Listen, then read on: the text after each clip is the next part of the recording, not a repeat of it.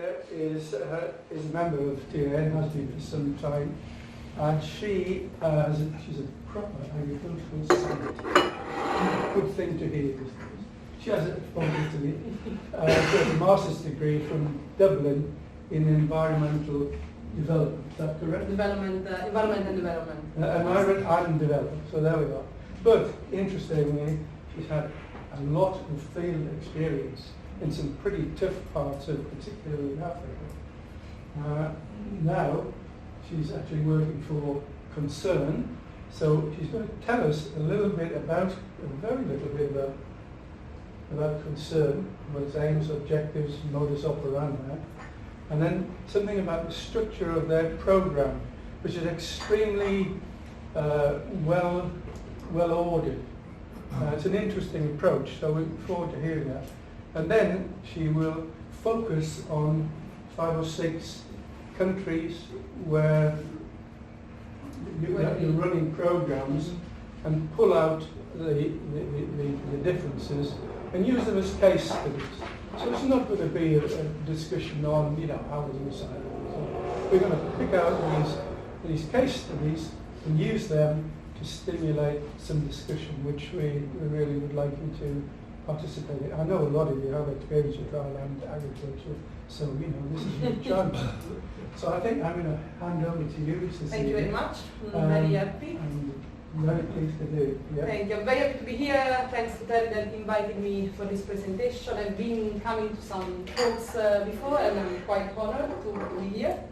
I hope you will find the presentation a little bit helpful and useful for knowing more about what we do with Concern. So I'm the agriculture advisor based in London. So I cover the Sahelian countries, Horn of Africa, and the Francophone DRC countries. And I basically provide technical support to country teams. So my presentation, as Terry said, is about a little bit of Concern, what we do on resilience, because now resilience has become quite, a very common term, and the focus will be on climate resilient agriculture. So which are the agricultural interventions we are carrying out to build resilience and to improve livelihoods of the communities we are working with. Okay, so you will excuse me if I don't stand the whole time. So. Who we are. So Concern is an Irish humanitarian non-governmental organization founded in 1968. So actually this year we mark 50 years of work in Concern. So we do both the long-term development and emergency. Actually in the recent time we have been shifting a little bit our work towards more fragile and emergency responses. Obviously our mission is to fight extreme poverty and hunger in the poorest countries in the world. So this is our focus. As I said, we work in 25 countries overall, as you can see from the map, mainly in Africa, because that's where hunger and poverty concentrates more. Relatively different contexts. So we work in more developing countries where the situation is a bit stable, there are functioning government like Zambia, Malawi, Kenya, but we also work and increasingly more in fragile countries like DRC, Somalia, where, well, yes, governments are there, services are there, but very weak and very unstable still. And then we also respond to large emergency responses like Syria and Nepal at the time of earthquake and other emergency. So this is just like a diagram, just to show you, as Tam mentioned, how we work with programs. So we start with basically needs and contextual analysis to just understand the situation. In many countries we've been working there for decades, so we really understand and we know the context where we work. And we approach our program in different ways, like obviously if it's an emergency we go for humanitarian responses, but we tend to work in an integrated manner with livelihoods, agriculture markets, social protection, education where it's possible, mainly working with the government and public services, and health with also nutrition and water and sanitation. And this is basically to overall build assets and increase the return on assets. and also reducing risk and vulnerabilities that now I think with climate change and other hazards that hit vulnerable people is very important, is very key. And also we look at equalities. So we do a lot of work on mainly on gender inequalities, but also on other type of inequalities, because we feel that structural inequalities are what keep people in poverty. And ultimately is we want to reduce hunger, food insecurity, and save lives. So how would all these fit with resilience? I think you know better than me. I mean, resilience, we have been hearing about resilience in the recent decade at least as a very common term. So some people say it's an old concept with a new name, you know, an integrated approach, different sectors working together. But I think the climate change and the impact he's having on the life of many rural people basically made us realize that we need communities and households to be better able to anticipate, to prevent, to cope, to respond to disasters. Shocks can be sudden, can be slow onset like droughts, but anyway, these are stresses that affect the population we are working with, and we try to improve their livelihoods. So we are definitely speaking about an integrated approach, different sectors working together, and one key word that I would like to mention is adaptation. So having communities to be able to adapt, to change their type of farming system, to modify, to adjust their way of their strategies to be better able to respond to the crisis and to the unpredictable changes that the current scenario is showing. So I'm not going to go in detail also because I realize you can't see it much, but this is an example of how concern, let's say, try to tackle an hazard like drought. So it can be a very common issue in a dryland. So we start from a risk analysis. So which are the main risks population are facing, and which are the inequalities that people face within their society. And then what we do is to provide a package of different interventions. You cannot see the well, but we have water and sanitation, natural resources management, disaster risk reduction that is part of resilience. Let's say it's a pillar of resilience. So we want community to be better able to analyze their own risk and to make planning to address those risks. And also we look at behavior change, and up there,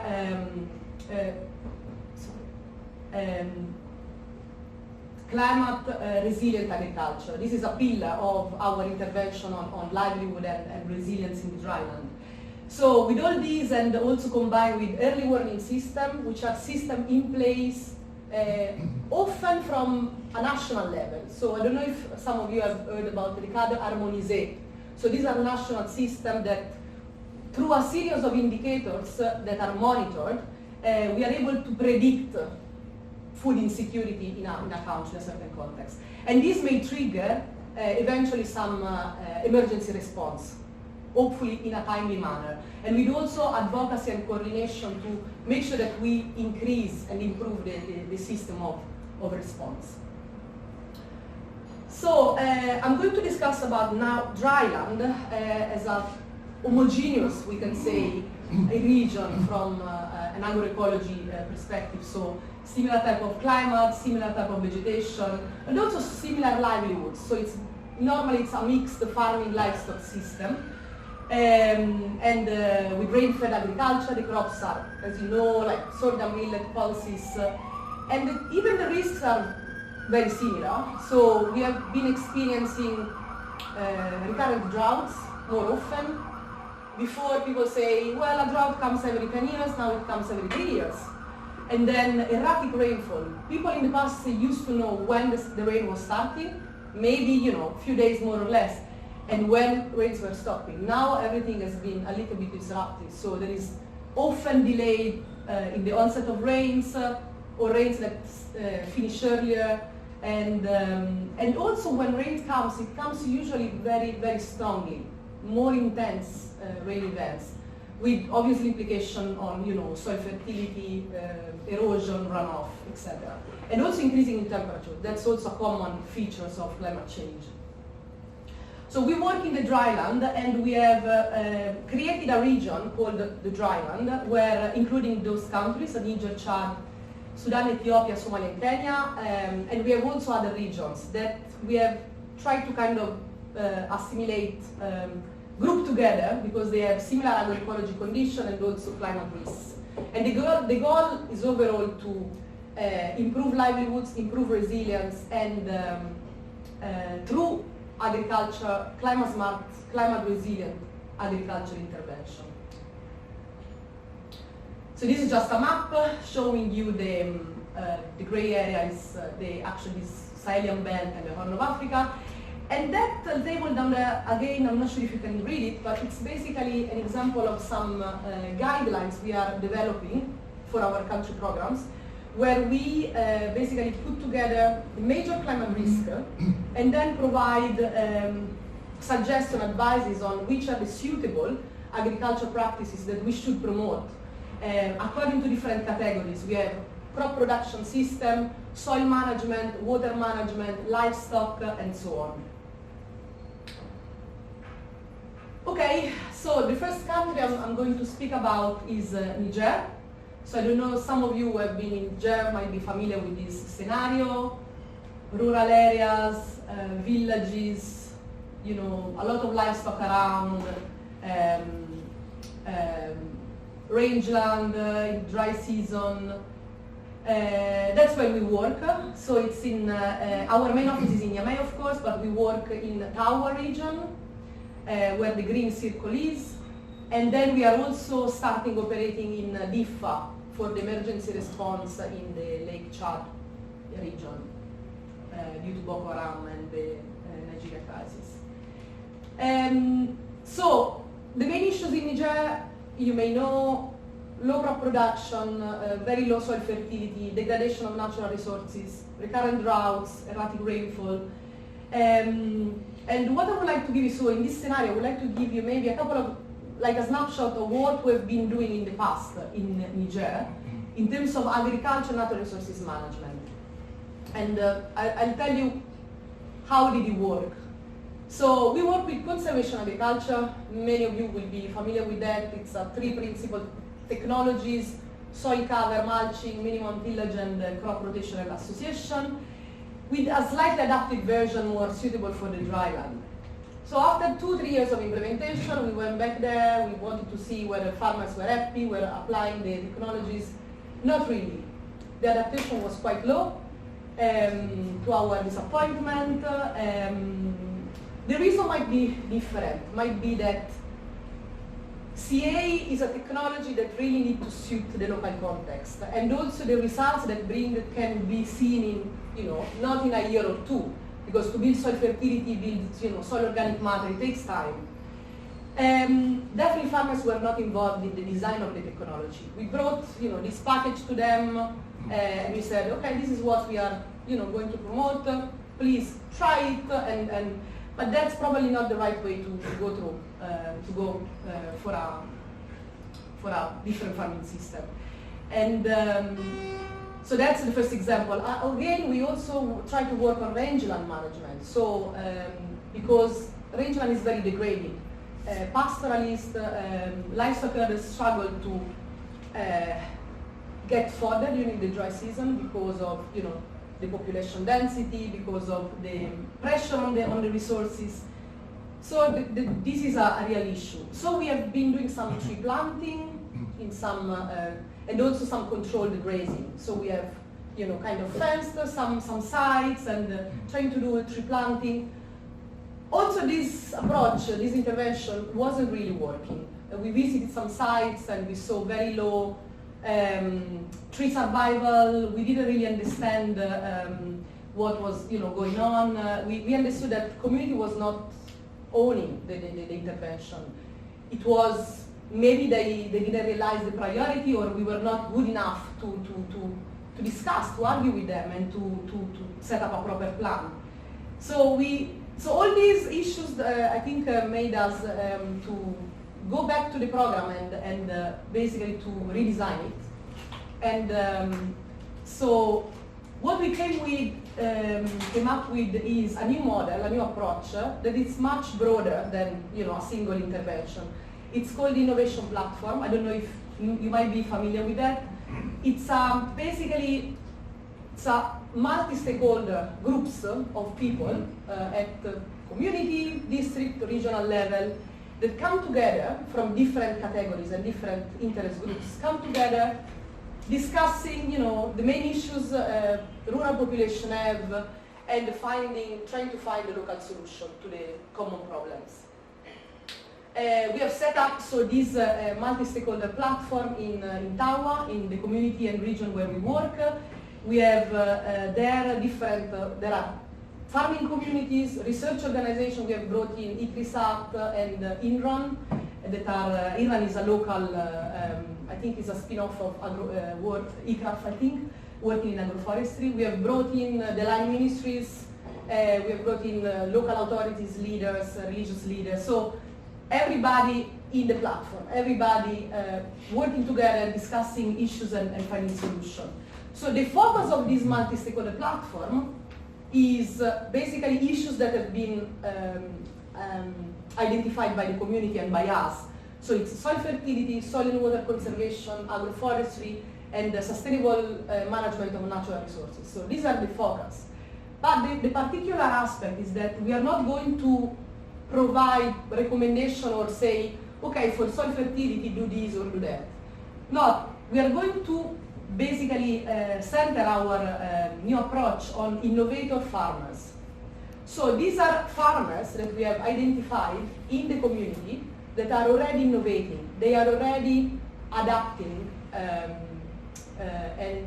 adapting their farming system, their practices to the new environment, to the new challenges. We have been working together with CARE in Niger, where we have developed this new model, and we are testing it now. So we started last year, and so basically the central element is finding local solution to the local context. So often what we try to do is to bring different technologies to a different context, and that necessarily doesn't work.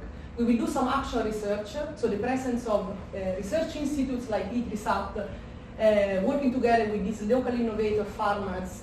What we want to see is still research going on. Maybe yes, these local innovator farmers are practicing different technology, but we can definitely support them to improve what they're already doing. And we are also going to promote community-wide participation, because these multi-stakeholder platforms are actually structured based in the community. And so we are quite sure that this definitely will increase ownership, and also will increase organizational capacity. This model is a staged approach, so it takes a while, a little bit to set up the platform, to set up the groups, involve the innovator, identify the innovator farmers, bring them on board, and then we did some visioning exercise in order for the community to envision their future, their current problem, how they want to tackle their problems in future. And also what we are doing now is more implementation. We have started to plan activities with them and also monitor with them. And there will be some kind of interactive process where we will assess and see whether we will need to change something.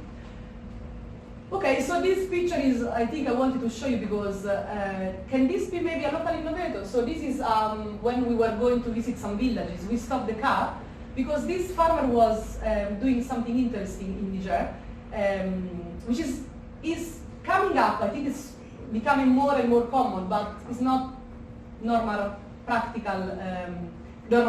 for land preparation. So he's digging some zai, some planting basin, and he's putting manure there. Not all farmers do that. So what we want to bring on board is this type of farmers. So farmers that are already innovative, they're already doing good things, and they can inspire other farmers, their neighbors, to do the same. So what we hope to see, which are the expected benefits from the innovation platform, is solutions that are suitable for the local context. Often we don't see that. And this hopefully will lead to higher rates of adoption and buy-in from the farming community. Because seeing your neighbors, seeing other farmers in the community doing things is more powerful than seeing, a staff from concern coming from another area and telling them what to do.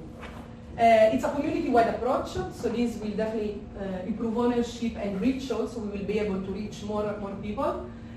And also sustainability in the long term. We expect that the platform can live beyond the life of the program.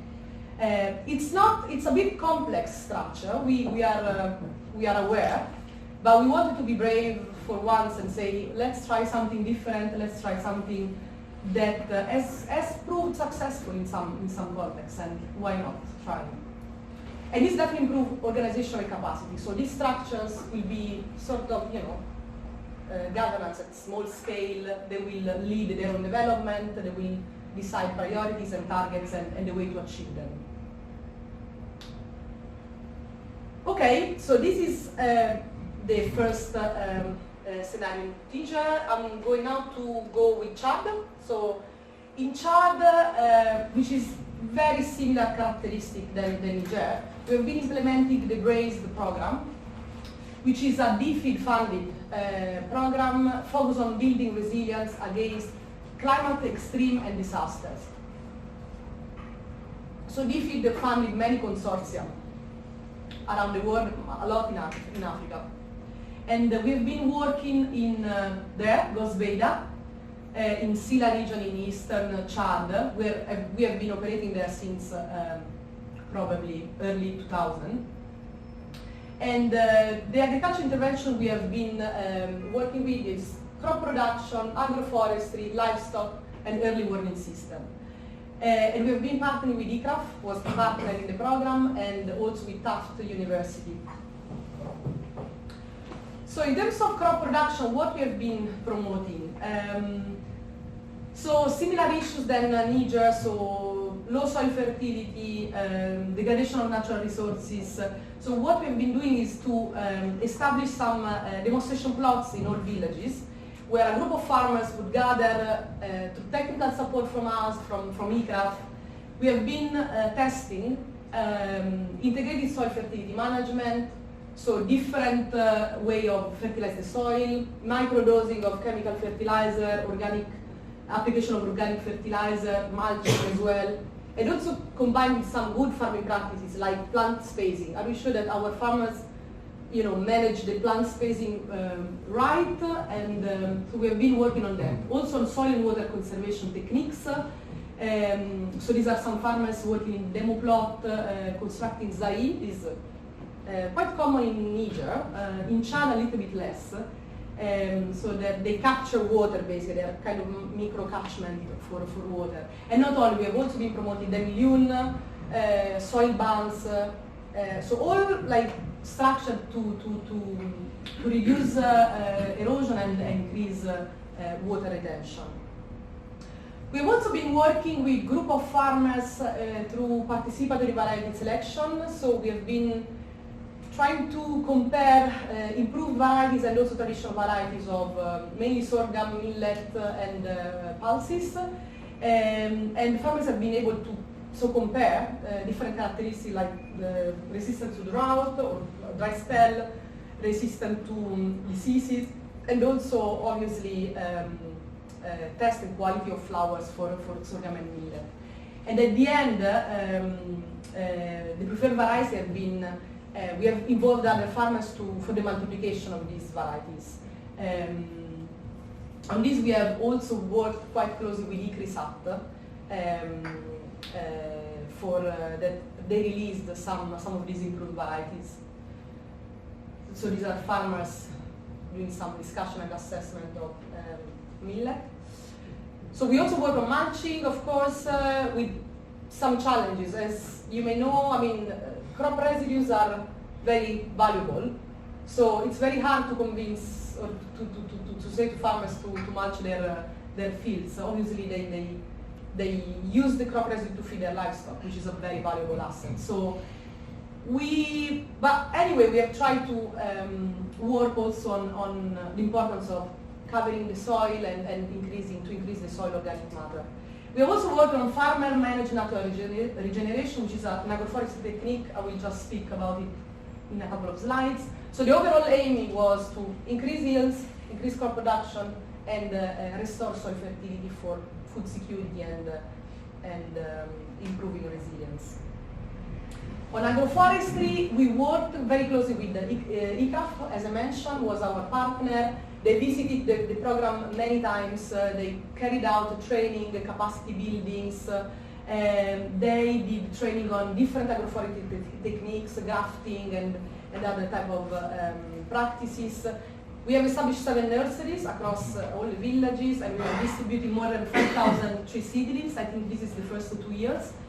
And we have promoted several types, like fruit, exotic fruit, also indigenous trees. Moringa has been quite successful, and we did a lot of like cooking demonstration, working with women to make them familiarized with the plant, and also sharing their nutritional benefits. And we have also established 2 rural resource centers. This is an ICRAF model for extension and technical support. So it's basically a structure based in the community that help, let's say, facilitate exchange and learning and training among different groups, with the overall aim to improve, to promote improved techniques in agriculture and agroforestry. So this is one of the nursery at the early stage. As you can see, maybe down in, I don't know if you are able to see, there is a shade, and I think probably now they've been hopefully built a simple structure for, just to meet and to do some training.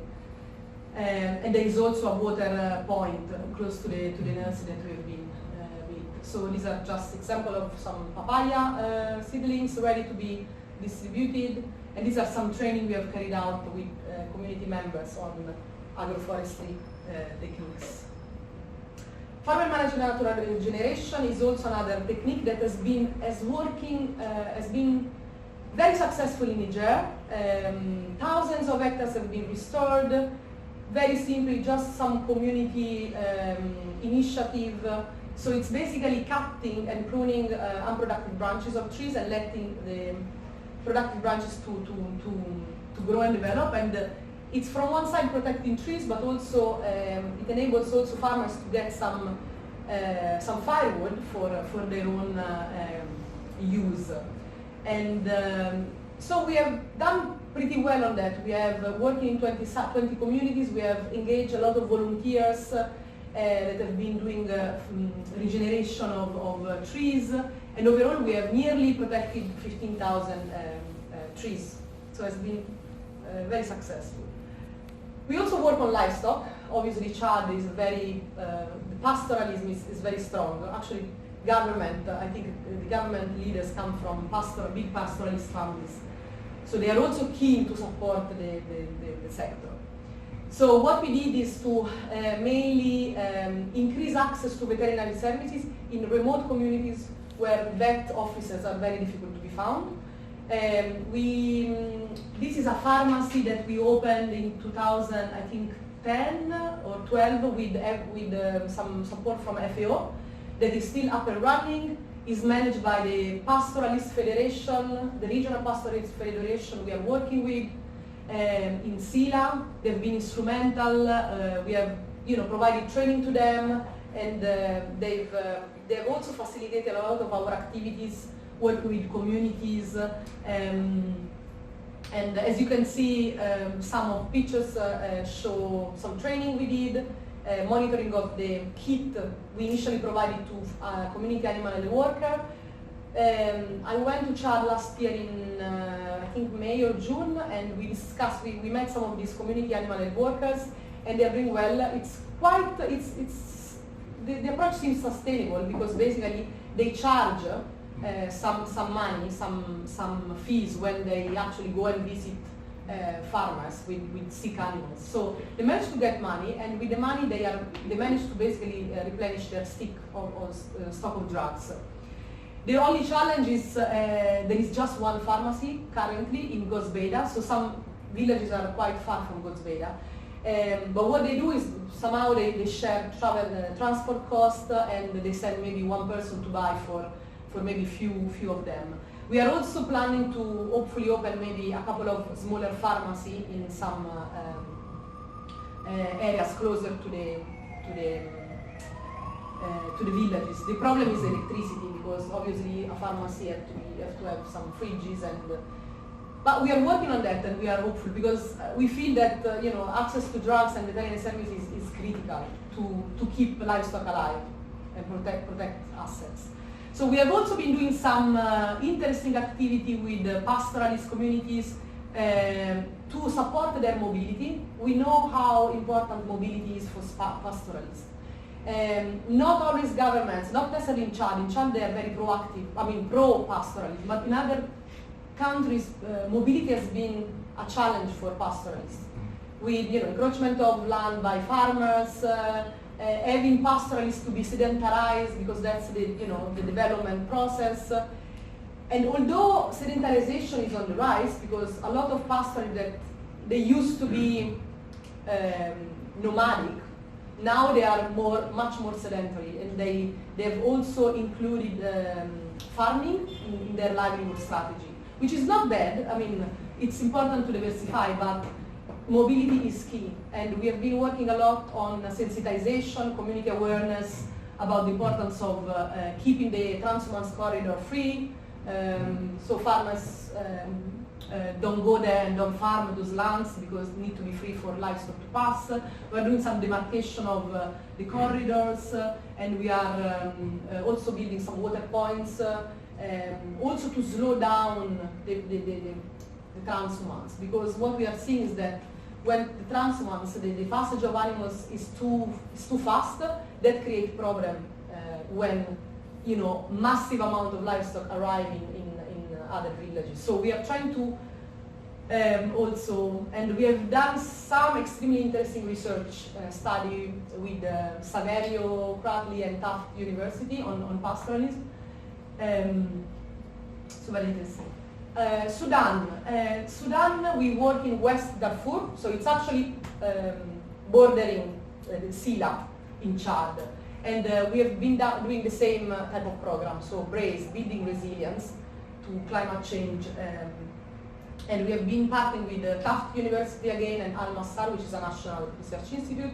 We have been working the same type of sectors, livestock, improved crop production. But maybe one interesting aspect that I would like to share with you is what we have been doing is the introduction of some improved varieties of millet and sorghum, working very closely. It's basically the national branch research of the Ministry of Agriculture. They have been doing quite a lot on researching and developing new improved varieties, drought resistant mainly. So they came up with these two varieties, Ashana and Butana. One is millet, one is sorghum. And so basically they mature in between 50 and 70 days instead of 90 to 120 days of traditional varieties. And farmers are quite excited about this. So basically what we did is we established some seed banks through which we have distributed seeds, these foundation seeds, to initially to 50 farmers, I think, and that have been trained on seed multiplication, and then we try to establish sort of recycling scheme whereby they were supposed to give back part of this multiplied seeds to the seed bank in order for them to redistribute to other farmers. Has worked well so far. We have, I heard from the country team that farmers are willing to purchase the seeds. They are coming from different communities asking some amount. Sometimes they exchange grains with seeds because they have no money to pay. And also traders are starting to be interested, and they're starting to see some of these seeds in the local markets to be sold. So it's quite interesting. The main benefits farmers they're experiencing with these varieties definitely shorter cycle. So even if there is a dry spell or there is the rains end earlier, they are able to harvest. They were saying that during the El Nino event drought in 2016, they were the only people, the farmers, able to harvest something compared to the farmers who were growing the traditional varieties. And this is quite exciting. So definitely this means, resilience to us, because that means that people, despite the erratic rainfall, still people are able to harvest. And also people were saying some were also able to sell the surplus. In Kenya we work in Marsabit, so in the north, Asa region, which is again a pastoralist arid area. Issues are climate change, issues in the farming system are similar, erratic rainfall, droughts, and the recent droughts 2016 and 2017 severely affected the population there, and up to the point that they had to basically implement relief programs to save lives and to save assets. So our approach, our intervention are linked to community managed disaster risk reduction, but also mostly we work with livestock and nutrition intervention. Why these two together? Why livestock and nutrition? Because livestock and nutrition are very interrelated. We have observed that when livestock production and health is high, milk production is high, and milk is very much prioritized for children. So basically, I don't know if you can see the little diagram, that's basically a very simple diagram showing milk production. When milk production is high, caseload of malnutrition are very low. And when milk production decreases because of a drought, because livestock have no access to water or fodder, so their body condition deplete and so they don't produce enough milk anymore, cases of malnutrition peak. So with this realization, we are now mainly focusing on this intervention through what we call is a livestock surge capacity model, which I would like to speak about it with you. So the livestock surge capacity model is basically an early warning tool to mainly monitor animal production, livestock production. So because we think that monitoring how livestock are doing, we are better able to first act as soon as possible, even before the disaster arrives. So when we see degradation of resources, degradation of worsening of animal condition, we can act early enough. And so there are different components. We have a risk analysis component where we discuss, okay, which are the risks?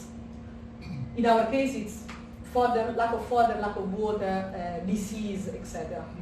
Indicators, setting up indicators and thresholds. Which are the indicators that can tell us whether the livestock component is suffering or not? Milk production is one. The distance that livestock have to travel to reach fodder and water points. Also disease. Incidence of disease in livestock is also an indicator.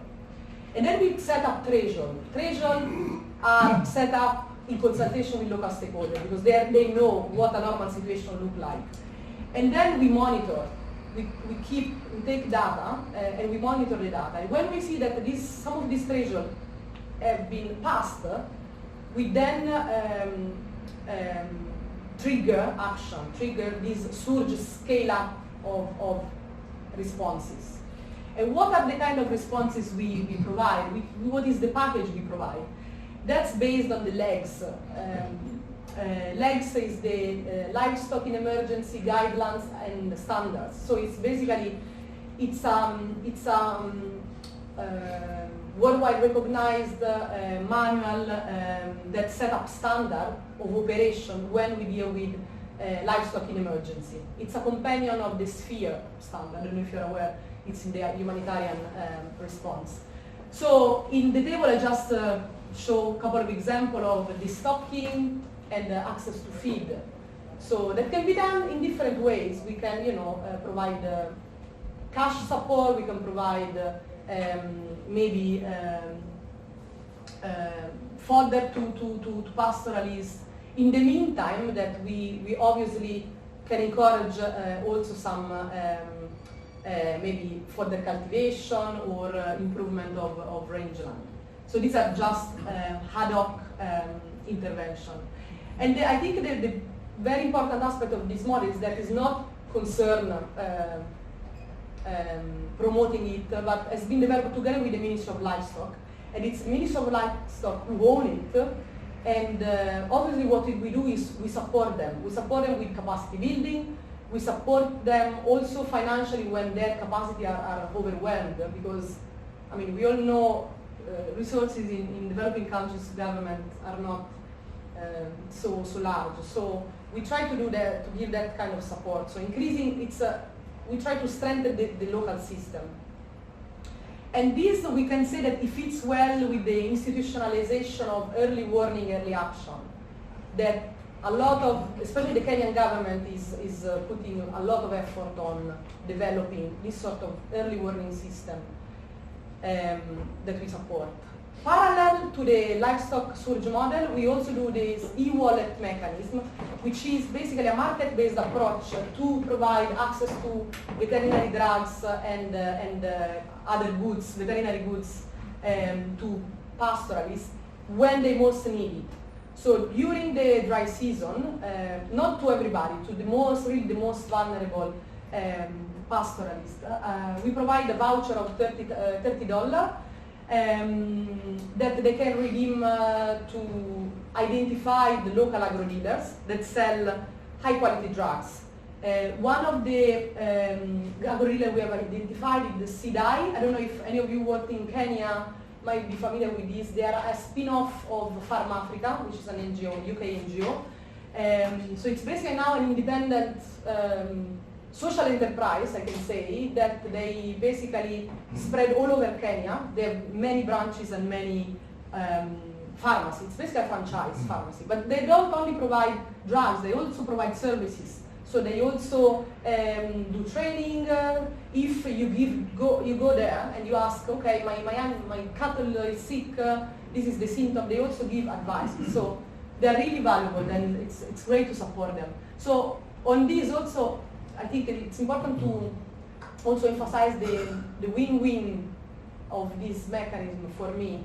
And I mean, we believe in a market-based approach, especially in areas where, the government is not so strong, is not so present. I think it's important that we have local businesses running and able to provide support. And yeah, to keep basically livestock alive. So Somaliland is my last country I would like to discuss about. So again, it's an arid, mainly mixed agro-pastoralist livelihood, has also been greatly affected by the 2016-2017 droughts. They also received quite a lot of relief support to save assets, to save lives. There was a lot of displacement. So we mainly work in Gabili, Gabili region, so the red circle there, which is basically the breadbasket of Somaliland. So it's the area where they do quite a lot of agriculture. All around that area, it's mainly livestock, because it's too dry to grow crops. So we have mainly worked to build the resilience through soil and water conservation intervention and also crop diversification. And okay, this is just some pictures I wanted to show you for you to realize the extent of the problem in some of the communities where we were working. So this is very severe erosion, soil erosion that was actually, so people were losing land, productive land due to erosion. So what we have done with our team and also the local government is to implement some techniques to control erosion. So gabion checks, stone checks, soil bands. There are various type of soil and water conservation techniques that we have been implementing.